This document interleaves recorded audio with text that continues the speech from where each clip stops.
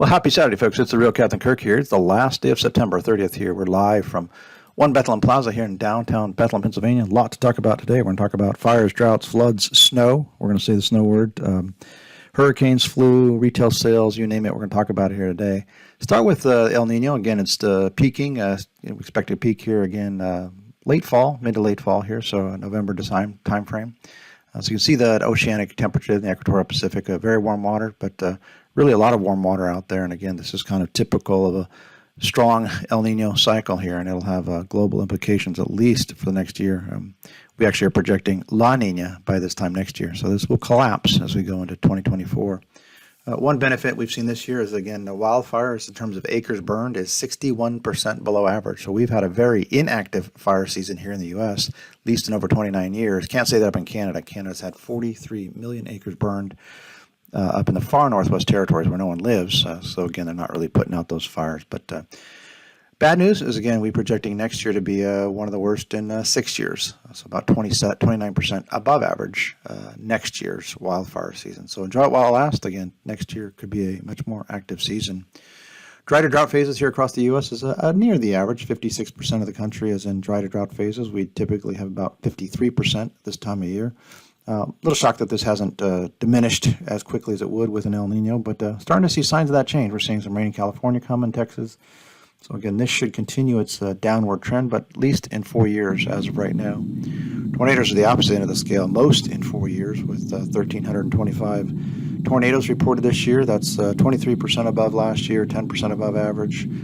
Sadly, looking into next year with El Nino, we think maybe a more southern type event next year, but next year we're projecting the most in 13 years. So something to gear up for, again, as this El Nino cranks up and, again, has an influence on our year-ahead weather. Looking at the hurricane season, this was our preseason outlook here on the right. We're up to 18 named storms here this year. So you see our red shaded areas. Those are where we thought the highest risk areas were for landfall, and we had that in the Panhandle, Idalia, Ophelia in the Carolinas, and Lee up there in Nova Scotia. So most of our red shaded areas are hit. Still worried about Florida. We'll see here, even around mid-October's models way out there, hinting at something coming across Florida, moving across the southeast Atlantic. So again, we're not over yet. 13 systems have been these systems off Africa, Cape Verde systems, and those have all made right turns generally out of the Atlantic. So again, that track was as projected. So did a pretty good job here predicting an above average season, even though we had an El Nino event, which typically doesn't always lead to that active year, but this year certainly was.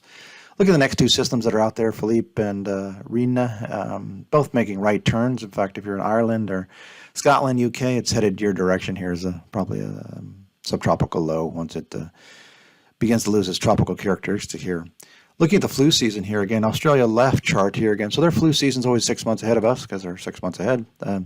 They had a really epic season a year ago, and then this past year it was cut in half, another Type A season. So it's a much less severe season, above average, but much less severe season, and later.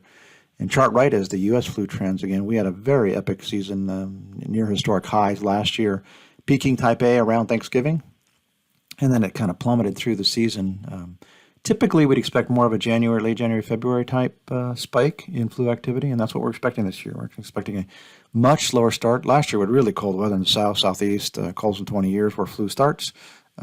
Not this year. So again, later start, more into the January, February timeframe. So good news, we'll hopefully have a better holiday shopping season here than last year's when everyone was pretty much sick. Looking at last week world summer here, again, typical when the oceans are warm like this in the El Nino cycle, not uncommon to see all these. Number one warmest in the U.S., 4.8 warmer than last year, number one hottest in 38 years, 11% drier than last year, still 18th wettest, but just a hair below average. Canada, number one hottest. Europe, number one hottest. Russia, number one hottest. Again, so world, obviously, the number one warmest for this last week of September. This is not good for retail sales. Again, they want to say cold, wet, snowy weather, and really didn't have that really anywhere in the world. Looking at this week again, first week of October here. So again, same general trends here. 6.1 warmer than last year. Second warmest in 38 years nationally. Precip up about 18% versus last year. Still fifth driest in 38 years, so much below average there. Could have 70s, even near 80 here near WT360H headquarters here in Pennsylvania.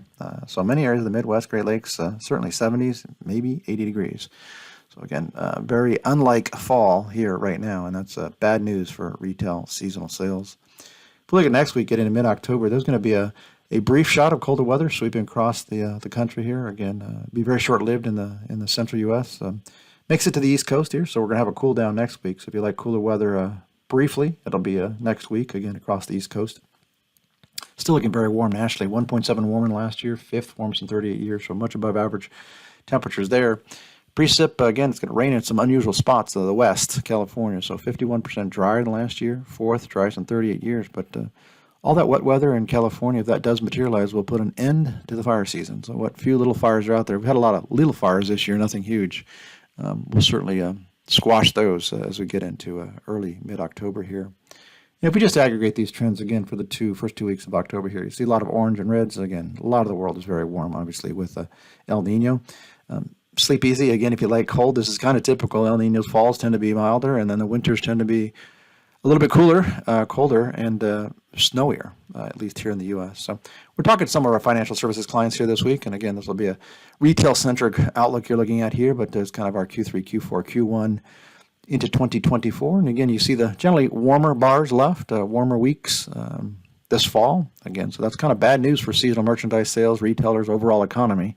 It's a drain for sure, because things will be stacking up and inventory mounting and steeper markdowns. Good news is if you want to get a coat, you'll get one much cheaper this year than you probably did last year. And then the back half is pretty cold and snowy. We actually have it 37% more snow than last year, most in 10 years, 14th most in 38 years. So a snowy winter ahead. And again, it's going to shift from the west, the plains that last year got pretty much clobbered. It'll shift more toward the Midwest, Great Lakes, and even coastal Northeast. So again, that's all we have to say about that. Again, about snowiest in 10 years. So enjoy the warm weather for now, because winter is coming. Have a great week, folks. We'll talk to you soon.